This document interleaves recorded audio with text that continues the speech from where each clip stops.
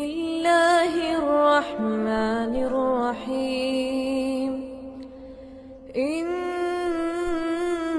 الذين قالوا ربنا الله ثم استقاموا. Di antara syirik yang berkaitan dengan tauhid al-uluhiyah adalah menyembelih kepada selain Allah. Menyembelih kepada selain Allah. Ini juga syirik yang merajalela di tanah air kita. Menyembelih itu ibadah. Menyembelih itu ibadah. Kalau saya tanya sama adik-adik dalilnya, apa itu dalil menyembelih itu ibadah? Dalilnya apa? Adik-adik ngerti dalil nggak? Dalil itu Al-Quran maupun apa sunnah.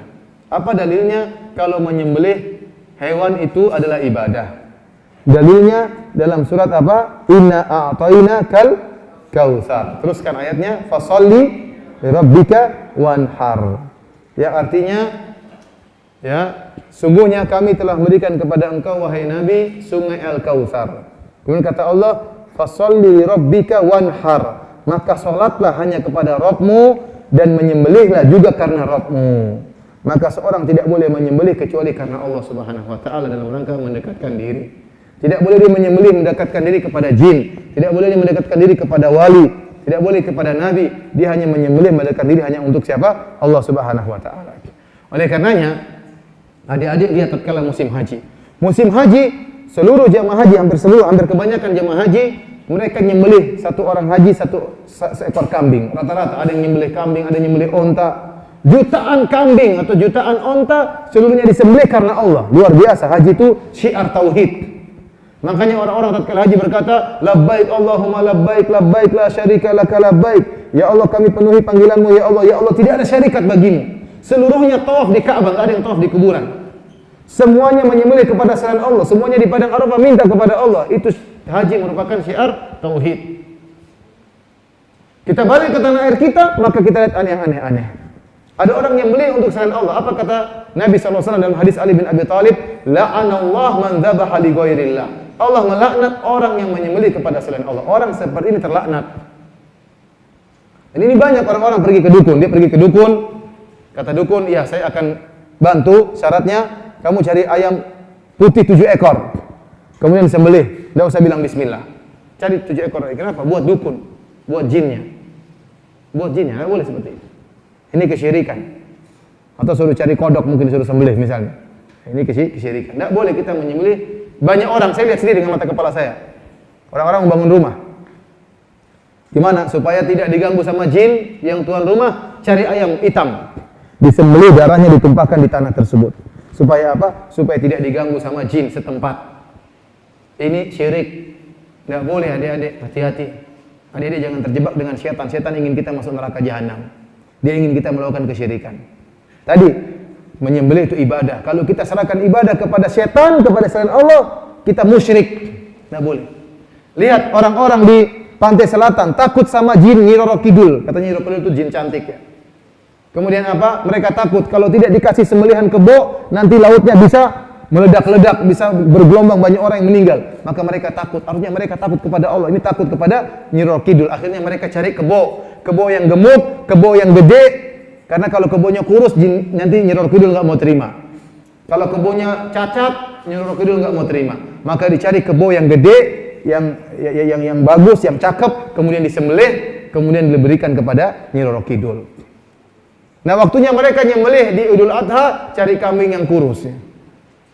Tapi kalau untuk Nyi Roro Kidul harus kebo yang gemuk. Ini kesyirikan, nggak boleh nyembelih untuk jin. Ini banyak di tanah air kita. Ingin bangun jembatan, takut jembatannya roboh, takut diganggu sama jin sungai, jin kali, potong kambing 8 ekor misalnya. Seperti ini. Lagi ngebor sesuatu, nggak bisa dibor-bor, cari kambing lagi supaya jinnya pergi. Harusnya baca Quran di situ supaya jinnya kabur. Enggak, nurutin jin, cari kambing sembelih, darahnya ditumpahin supaya bisa ngebor. Adik-adik lihat, kalau adik-adik umroh atau hajian, lihat, jalan dari Mekah sampai Madinah itu kira-kira 500 km. 450 km lebih. Dan kalau kita jalan di jalan tersebut, banyak sekali gunung-gunung yang dibelah oleh pemerintah Arab Saudi. Gunung-gunung dibelah. Karena jalannya gunung-gunung, jadi buat jalan datar itu susah. Gunung dipahat sama pemerintah Arab Saudi. Itu gunung dipahat, begitu banyak gunung, puluhan gunung dipahat, tidak ada satu butir telur pun yang dipecahkan. Tidak ada satu ekor ayam pun disembelih untuk supaya jin gunungnya tidak marah, tidak ada. Bismillah nyembelih gunung, tidak ada masalah. Kenapa? Karena tauhid kepada Allah Subhanahu wa taala. Lihat kalau sampai di Mekah, banyak gunung dibolongin, dibuat terowongan, di Mekah banyak. Tidak ada satu butir telur pun yang dipecahkan, tidak ada satu ekor ayam pun yang disembelih kepada jin penghuni gunung, enggak ada. Kenapa? Dengan tauhid bismillah bolong itu. Coba di tanah air kita. Kalau ingin ya mau nebang pohon, takut sama jinnya, cari potong ayam sembelih. Ini baru pohon saja mau ditebang harus berapa ekor ayam, apalagi kalau gunung mau dibolongin ya. Entah berapa ekor kebo, berapa ekor gajah mungkin harus sembelih ya. Oleh karenanya, lihat, ini semua khurafat dan ini jin memang seperti ini, ingin. Saya ketemu orang, saya pernah diantar sama seorang abri, orang apa namanya, tentara, dari Bandung menuju Jakarta, naik mobil. Sampai suatu tempat, dia ngebel-ngebel, cing. Saya bilang, kenapa Pak ngebel-ngebel? Nggak ada apa-apa. Enggak Ustaz, nanti biar. Takut kalau dia nggak ngebel, nanti jinnya ngamuk katanya. Ya akhi, dari mana seperti ini? Ente kan diajarin sama Nabi doa kalau keluar rumah. Bismillahirrahmanirrahim. Tawakkaltu 'ala haula wala quwata illa billah. Itu doa mau taruh di mana? Enggak baca doa kemudian lewat depan jin bel-bel. Kalau enggak bel katanya jinnya marah. Takut sama jin seperti ini. Ada yang lihat harus baca doa dong. Allah sudah ajarin doa, Rasulullah SAW sudah ajarin doa. Ketakutan sama jin sungguh luar biasa. Di tanah air kita ini orang-orang sangat takut sama jin. Kenapa? Dukun banyak, santet banyak, ilmu sihir banyak, ilmu kesaktian mantra Buddha banyak, semuanya pakai jin. Orang-orang ke kuburan takut sama jin. Adik-adik kalau ke Arab Saudi, ke kuburan nggak ada takut sama jin sama sekali. Kenapa? Kuburannya sesuai dengan sunnah Nabi, pendek-pendek. Orang kalau ke kuburan ingat mati, bukan ingat jin. Tapi kalau di Indonesia kita lihat kuburan, lihat asap keluar kita udah takut. Kenapa? Bayangan kita ada jin yang akan keluar.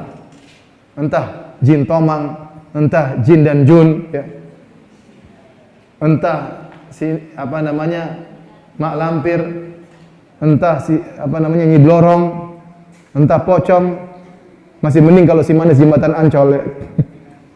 Mengerikan. Dan adik-adik harus tahu adik-adik ya, bahwasanya setan-setan itu yang muncul di film-film itu atau setan-setan itu sesuai dengan taraf ekonomi masing-masing negara. Taraf ekonomi masing-masing negara. Kalau adik-adik nonton film, jangan nonton ya. Seperti film setan-setan dari Amerika. Setannya apa?